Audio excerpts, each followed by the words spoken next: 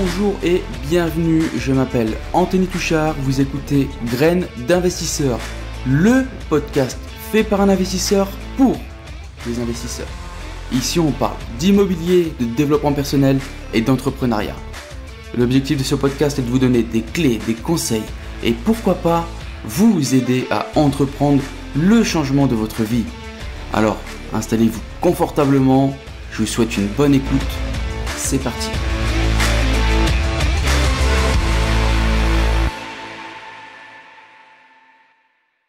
Bonjour et bienvenue tout le monde, c'est Anthony et comme d'hab c'est un réel plaisir de vous accueillir chez moi. Aujourd'hui les amis on va parler de quelque chose de grave, quelque chose qui fait peur et je vous parle pas d'Halloween, je vous parle des loyers impayés en France. Allez, dans cet épisode je vous dis tout. Les loyers impayés. Bon déjà on se calme les gars, tranquille, ça concerne 2 à 3% des propriétaires bailleurs en France. Alors 2 à 3% ça paraît faible, mais bon il y a quand même des gens qui sont touchés par ça. Mais comment on peut faire pour l'éviter, etc. etc. Alors, il n'y a pas de secret. Déjà pour éviter, alors le risque zéro n'existe pas. Le risque zéro dans l'immobilier, oubliez, ça n'existe pas. Il y a toujours, vous pouvez louer à un mec qui gagne 4 fois le loyer. Si le mec est hyper dépensier, il fait pas attention à son argent, vous avez quand même un risque d'impayé. Et il faut se méfier, hein. C'est pas les plus pauvres qui ne payent pas nécessairement. Ça peut être des riches aussi, entre guillemets. Alors comment on peut faire pour éviter ? Eh ben, ça va déjà passer par la sélection du locataire. Alors ça paraît logique, mais il y a certains profils qu'on va éviter. Et de base, vous allez vérifier les dossiers. C'est-à-dire que je demande minimum 3 fois le loyer demandé. Donc déjà, les gens qui ne répondent pas à ce critère-là, je next. Ensuite, vous pouvez vérifier l'authenticité des documents. Parce que en ce moment, il y a quand même une recrudescence des faux documents. Alors, faux et usage de faux. Ok, Pablo. Mais il faut faire attention, parce qu'il y a des gens qui traficotent pour mettre un peu plus de chance de leur côté. Et en général, ces gens-là, il y a peut-être 1 ou 2 personnes qui font ça de bonne foi, mais je suis désolé. Ça joue pas. Dès que, par exemple, l'attestation... Merde, comment ça s'appelle les impôts qu'on paye en France là les impôts sur le revenu. Les impôts sur le revenu, ça, vous pouvez directement vérifier l'authenticité de ces attestations-là sur le site impôts.gouv. Donc, allez vérifier, ça vous coûte rien. Ensuite, CDI. Si le mec vous fournit un contrat, appelez. Ça coûte quoi ? Oui, bonjour, un tel travaille bien. Des fois, vous pouvez avoir des surprises. Je vous promets, des fois, vous pouvez avoir des surprises. Donc, on essaie de mettre le maximum de chances de notre côté, essayer de sélectionner le bon locataire. Donc déjà, ça, c'est le premier filtre. Maintenant, le deuxième filtre, c'est le feeling. Si vous voyez, après, je suis désolé, hein, ça peut paraître méchant, mais si je vois que la personne arrive, c'est une cassos, entre guillemets, next. Si vous voyez au contraire que c'est des gens propres sur eux, qu'ils ont une belle démarche, ils parlent correctement, voilà, oui, d'accord. Mais moi je marche beaucoup au feeling. Si je vois que ça ne matche pas dans les premières minutes, puis voilà, je pose plein de questions. Par exemple, dans mes appartes, je veux pas de chien. Alors, j'ai rien contre les animaux, hein, pas du tout, mais juste dans mes appartements, pas de chien. Pas de chien, puis c'est tout. Et puis mais c'est mes appartes, ok. Alors, je pose discrètement. Alors, faut pas être direct, parce que ça peut être considéré comme de la discrimination. Et il faut être intelligent, il faut jouer avec ça. Il faut dire, vous parlez des animaux, etc. Vous avez, oui, rentrez dans son jeu. Ah oui, moi j'ai un chihuahua. Voilà, on essaye de poser des questions. Si chez vous, vous voulez pas de fumeur, essayez de regarder. Essayez de regarder ses poches, voir si vous avez quelque chose qui ressemble à un paquet, etc. Si le monsieur ou la dame sent la cigarette. Voilà, il y a plein de trucs. Et tout ça, ça va écumer les gens, vous allez écumer les dossiers, et au final, j'espère pour vous que sur toute votre demande locative, il va vous rester quand même la pépite. Pour essayer au maximum d'éviter la situation de loyer impayé, en sachant qu'il n'y a pas de risque zéro. Maintenant, qu'est-ce qu'on peut mettre en place concrètement, encore en plus, pour éviter ces fucking loyers impayés? Il y a plusieurs solutions qui s'offrent à nous, notamment par le garant.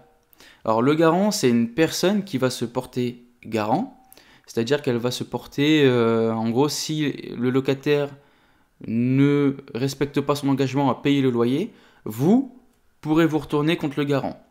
Alors, tout ce que je vais vous raconter dans le podcast, les gars, c'est sur le papier, ok? Il y a une différence entre la vie réelle et les belles lois qui ont été créées en France. Alors, le garant, première solution.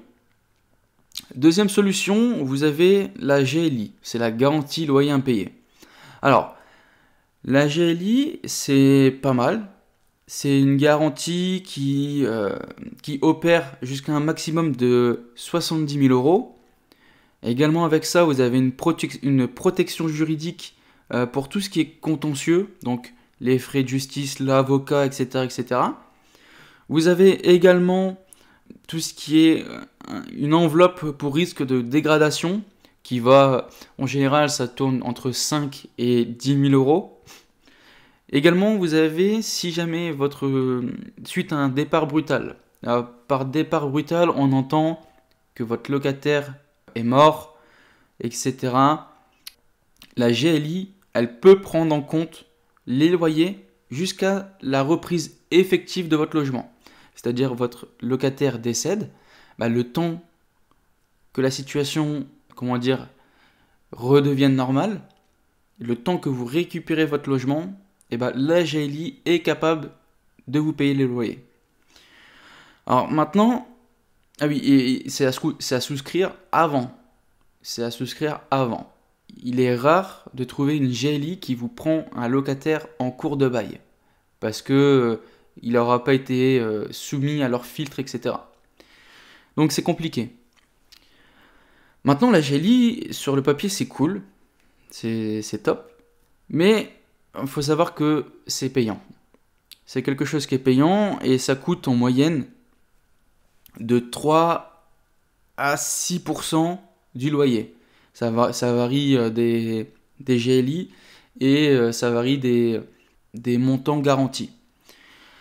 Alors 3% à 6%, ça fait quand même pas mal. Donc par loyer, vous imaginez qu'à la fin de l'année, si on prend un loyer de 500 euros, ça fait au final quand même 360 euros à l'année.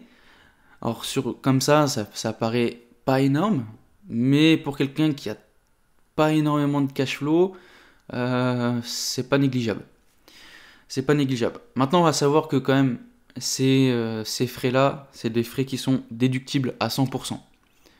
Donc, à vous de peser le pour et le contre, à savoir si la GLI c'est mieux ou vaut mieux prendre un garant.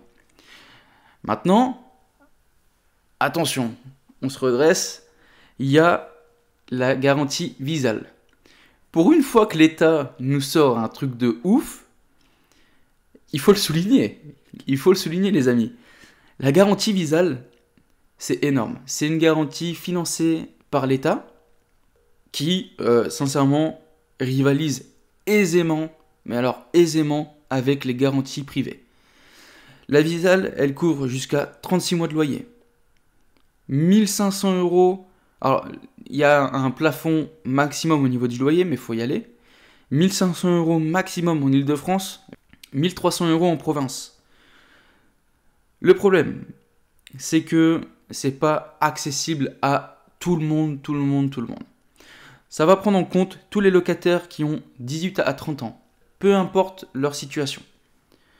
Vous avez aussi une prise en charge des locataires de plus de 30 ans si ils ont été embauchés dans le secteur privé il y a moins de 6 mois. Donc c'est-à-dire que pour prendre une personne âgée de plus de 30 ans, il faut qu'elle soit embauchée depuis moins de 6 mois dans le secteur privé. Mais bon, De 18 à 30 ans, vous êtes quand même large. Ça vous laisse 12 ans. En général, alors je sais pas quel type de clientèle vous visez, mais moi je suis plus dans ces eaux-là. Je suis plus sur du 18-30 ans que supérieur.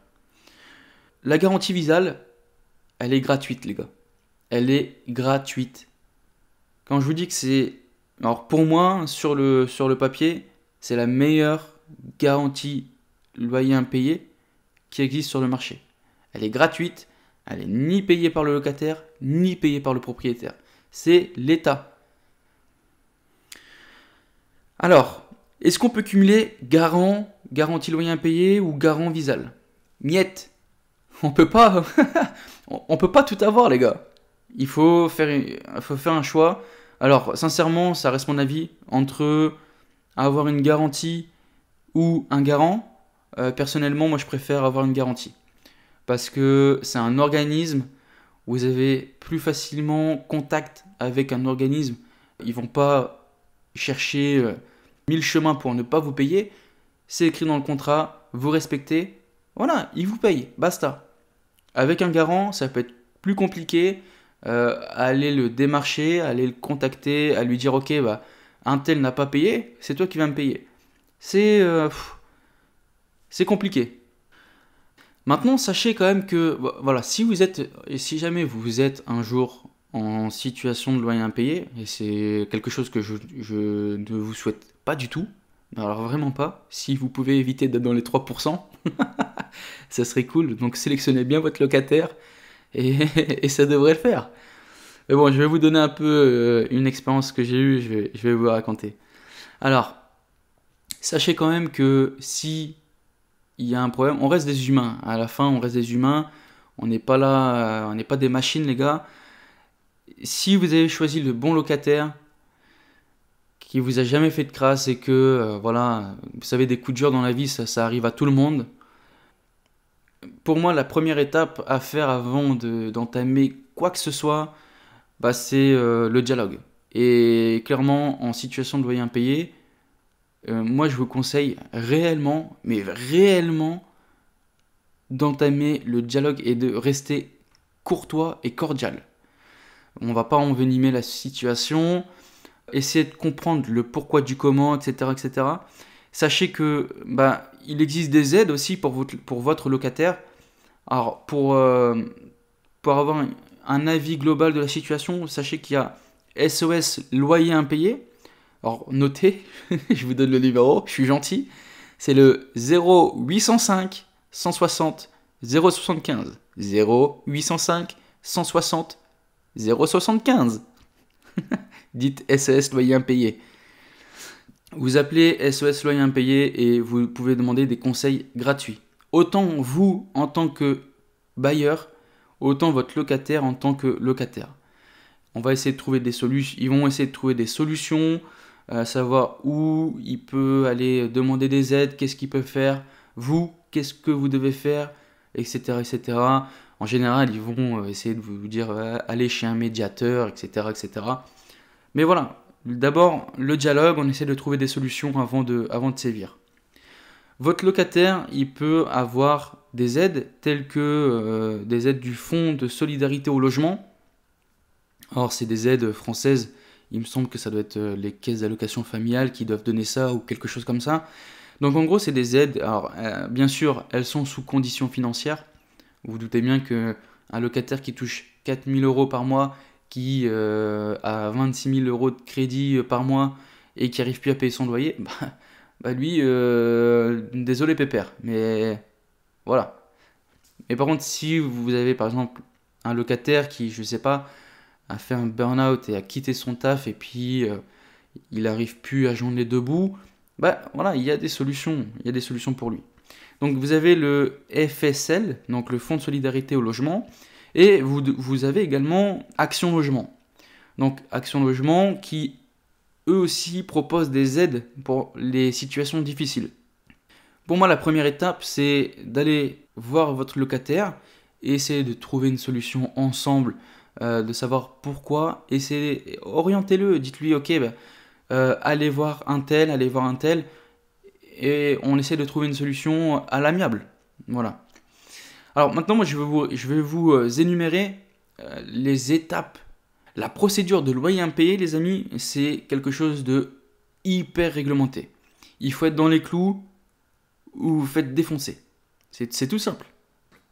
Alors déjà, la toute première étape, elle se passe bien avant un loyer impayé, les amis. La toute première étape, c'est dans votre rédaction du bail. Dans votre rédaction du bail, il est obligatoire d'avoir une clause résolutoire. Une clause résolutoire, c'est quoi? C'est une mention apposée dans votre bail qui dit 2 points. Ouvrez les guillemets, il est expressément convenu qu'à défaut de paiement du dépôt de garantie, d'un seul terme de loyer ou des charges à leur échéance et 2 mois après un commandement de payer demeuré infructueux, le bail sera résilié de plein droit si bon semble au bailleur. Il est également convenu qu'à défaut de souscription d'une assurance contre les risques dont le locataire doit répondre et 1 mois après une sommation d'exécuter qui demeure infructueuse, le bail sera résilié de plein droit si bon semble au bailleur. Alors, je joue un peu sur les mots, mais en gros, c'est ça, c'est une clause qui dit, en gros, si tu fais pas ça, ça, ça, dans les temps impartis, adios. Et ça, c'est quelque chose d'hyper important à mettre dans votre bail de location. Vous ne le mettez pas, vous êtes mort. Clairement, vous êtes flingué, mort dans le game. Ça y est, fini. Donc, la première étape, ça se passe à la rédaction du bail. Maintenant, qu'en est-il? Vous demandez le paiement du loyer le 5, on est le 7. Qu'est-ce qu'on fait? Alors, quelques jours, ça va. Quelques jours, on n'est pas des chiens non plus, tu vois. Une semaine? Ok, mais tu commences à suer. Tu commences à suer quand même. Une semaine et un jour, mort dans le game. Une semaine et un jour, c'est mort. Il faut pas tolérer ça, les gars. Il faut pas tolérer. On fait quoi? Contact. On appelle. On lui envoie un courrier. On essaye de savoir le pourquoi du comment ça se fait, etc., etc. Si jamais on vous répond pas, courrier et vous gardez une copie. Vous gardez une copie. Toujours garder. De toute façon, c'est simple. Tous les courriers que vous envoyez en termes de litige avec un locataire, vous gardez une copie. Vous faites un scan, vous mettez ça dans un dossier sur votre Mac ou sur votre PC et vous gardez une preuve. Voilà. Si toujours pas de paiement, commence à prier, mon pote. Commence à prier. Là, on part sur un recommandé avec accusé de réception.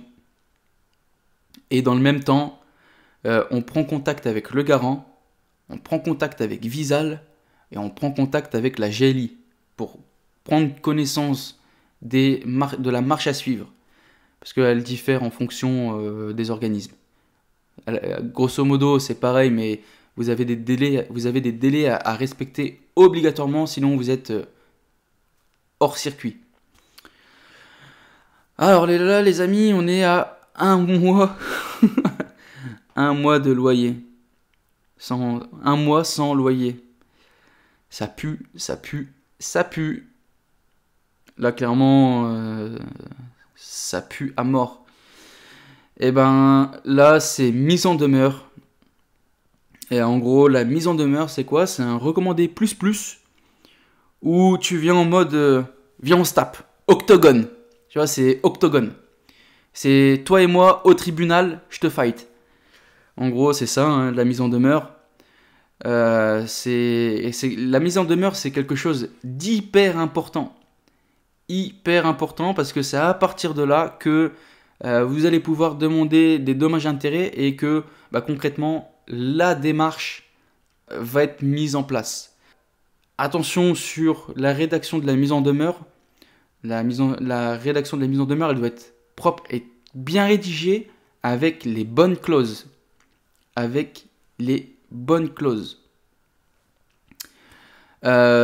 amis, ensuite, si Toujours pas de nouvelles après ça. Si toujours pas de loyer, si on est sur notre deuxième mois de loyer, on a toujours pas de loyer, eh ben, on va voir notre pote l'huissier qui va commencer les démarches. Il va vous demander beaucoup de pièces, telles que le bail, etc., etc. Et je veux vous faire une petite aparté sur le bail. J'espère pour vous que vous rédigez pas vos bails à la légère. J'espère que vos bails sont rédigés de manière propre et sans bavure. Parce que les gars, si vous partez en justice et que le locataire prend un avocat pour se défendre, bah, je peux vous dire que votre bail, les gars, il va être observé sous toutes les coutures. Et ils vont chercher la moindre petite bête que vous n'avez pas fait, que vous n'avez pas rempli, que vous n'avez pas bien rempli, et vont vous défoncer. Ils vont vous défoncer. Et je veux pas vous faire peur, hein, mais c'est pas je suis pas là pour faire peur, d'accord? Mais regardez, actuellement, je sais pas si vous avez suivi à la télé. Alors, moi, j'ai pas de télé, mais ça inonde partout sur Facebook et compagnie.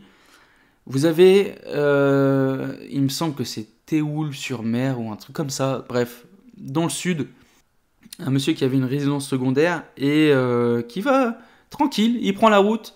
Tu viens, Monique, on va en vacances dans notre résidence secondaire à Théoul-sur-Mer. Et le gars arrive et sa maison est squattée. Sa maison est squattée. Et la grosse blague dans l'histoire, c'est que du coup le pauvre, il a dû prendre un hôtel. Mais c'est surtout que là, ce matin, j'ai lu la suite de l'histoire. La squatteuse a été délogée par les gendarmes et elle a osé prendre un avocat parce qu'elle a été délogée par les gendarmes de manière illégale. C'est-à-dire qu'il n'y avait pas eu de décision de justice. Elle attendait, ils l'ont floutée et compagnie, mais la meuf a été là. On attendait une décision de justice pour vraiment partir, pour décider que la justice nous dise oui ou non, on doit partir. Vous imaginez, les gars, vous imaginez, maintenant en France, on est à ce stade-là. Donc quand je vous dis que il faut faire les trucs carrés, précis, sans bavure, mais c'est complètement réel. Parce que maintenant, ils sont prêts à tout.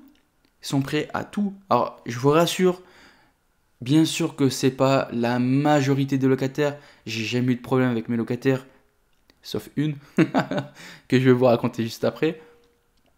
Mais, on sait jamais. Il vaut mieux prévenir que guérir.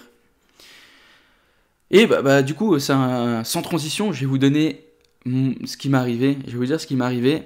Alors en gros, j'ai toujours acheté sans locataire. J'ai toujours acheté vide de locataire. Et je suis tombé sur une affaire une fois qui était déjà louée. Bon, sur le papier, on était déjà très très bien. Donc, je suis parti voir. Impeccable. Les locataires semblaient bien, ils étaient là depuis longtemps, ça a toujours payé, etc. etc. Bref, sur le papier, il n'y a pas de problème. Et on achète, je passe chez le notaire, on signe et tout, et impeccable, tout va bien. Premier mois, tranquille. Deuxième mois, tranquille. Troisième mois, j'ai une des locataires qui me paye pas. Une semaine après, toujours pas. On arrive sur un mois. Et puis, en fait, la meuf, clairement, fait la morte. Je l'appelle, elle me répond pas, je lui envoie des courriers, elle me répond pas, je lui envoie des accusés de réception, elle va pas les chercher. Bref, là je me dis, ça y est, c'est parti. C'est parti, on va appliquer ce qu'on a appris. Et puis voilà. Et ben ce qui s'est passé, c'est que j'ai réussi à la faire réagir. En fait, on n'est toujours pas obligé d'aller au fin fond de l'histoire, au fin fond de la procédure. Par exemple, je lui ai envoyé un premier accusé réception, elle m'a pas répondu. Et puis, j'ai procédé à la mise en demeure. Et ça l'a complètement fait réagir. Et elle m'a payé, genre en un mois, elle m'a remboursé tous les loyers impayés. Et elle s'est excusée. Et bon, je lui ai expliqué que moi j'étais quelqu'un d'honnête, que ça me dérangeait pas s'il fallait que j'aille en justice et compagnie. Moi, il n'y a pas de problème. Il n'y a pas de problème. Non, mais voilà, comme quoi que si vous êtes un mec carré, précis, on viendra pas vous faire chier. Alors, bien sûr, ça peut arriver, vous pouvez tomber sur des gens indélicats, on va dire. Mais moi, regardez, j'ai réussi à la faire réagir juste avec la mise en demeure. Je pense pas que je dois être une exception à la règle. Ça doit exister assez souvent. Et souvent, ça fait peur. Quand vous parlez de justice, moi, c'est simple. Cette dame-là, quand je lui ai envoyé un message également. Je lui ai dit, écoutez, je vais prendre contact avec mon avocat, nanana, l'huissier un tel. Et hop, elle est partie chercher les accusés réception, mise en demeure, et tout est rentré dans l'ordre. Elle s'est excusée, elle m'a dit oui, ça se reproduira pas. Bon, je vous rassure, je vais tout faire pour qu'elle parte, parce que moi, une locataire comme ça, j'en veux pas. J'en veux pas, donc on va, dès le moindre problème, adios. Adios. À côté de ça, j'ai jamais eu d'autres problèmes. Vous voyez, j'ai jamais eu d'autres problèmes. En 5 ans, c'est la seule fois que et c'est arrivé récemment avec, alors vous voyez, c'est ce que je vous disais au début, mais la sélection du locataire. J'ai eu des problèmes avec elle, et pourquoi? Parce que c'est pas moi qui a sélectionné mon locataire. La sélection du locataire, vous faites ça propre, mais normalement vous ne devrez pas avoir de problème. Et d'ailleurs, ça me fait penser, mais si jamais, attendez, je ne veux pas vous dire de bêtises, hop, voilà. Si jamais, alors c'est de la pub, je vous le dis tout de suite, mais j'ai vraiment pas du tout de relation avec cette personne. J'ai acheté un livre qui s'appelle Guide de survie du bailleur, qui a été écrit par Quentin Vautré et Charlotte Ponce, P-O-N-S. Je vous le conseille, sincèrement, c'est un très bon livre. Alors, comme son nom l'indique, c'est le Guide de survie du bailleur. Vous avez presque 200, vous avez un peu plus de 200 pages, ce qui reprend tous les cas de figure en tant que propriétaire bailleur. Sincèrement, c'est un très très bon livre. Si vous l'avez, vous avez toutes les réponses dedans, etc. À l'heure actuelle, parce qu'il y aura peut-être du changement à venir, mais c'est un très bon livre que vous devez avoir si vous êtes propriétaire bailleur. Et ce que je vous souhaite de devenir, d'ailleurs. Ah ouais, important aussi, faut que je vous en parle. Faut que je vous parle de ça, les amis.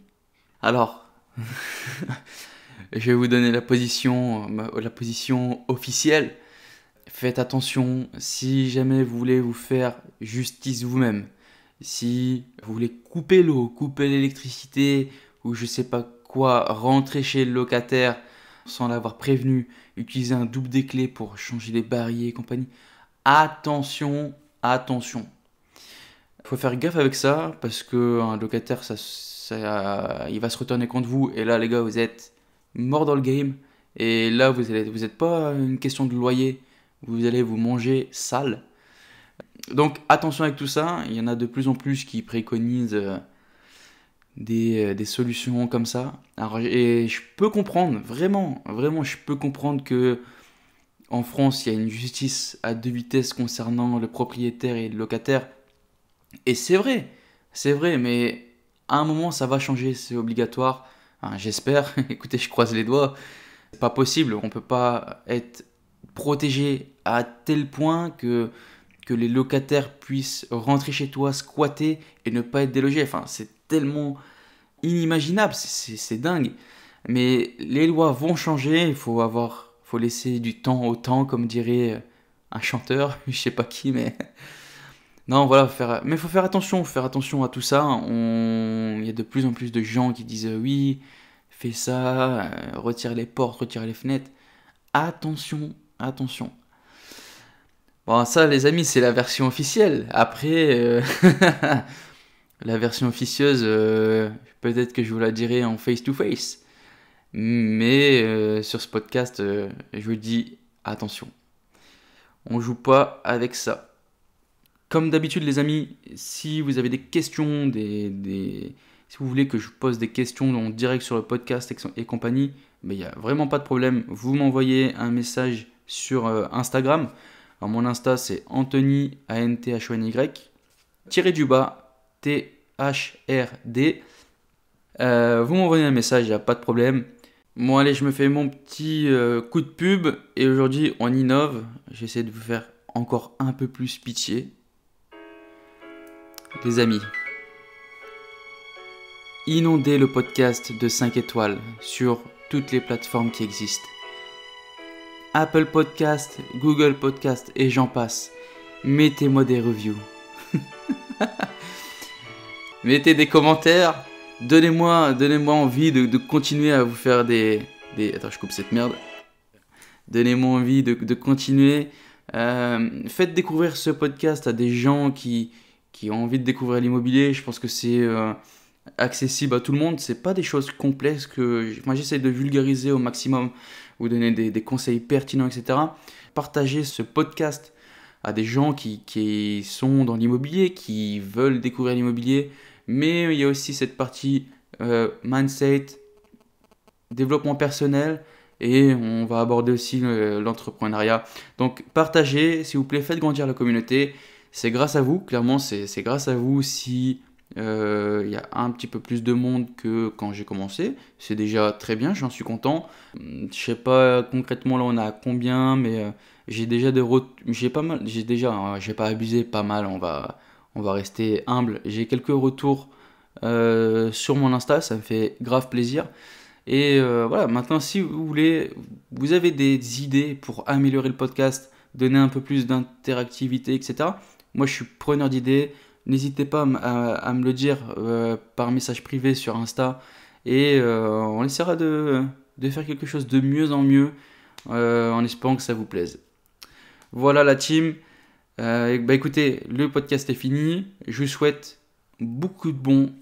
Passez une agréable semaine. Et je vous dis à très bientôt. Ciao, ciao, ciao!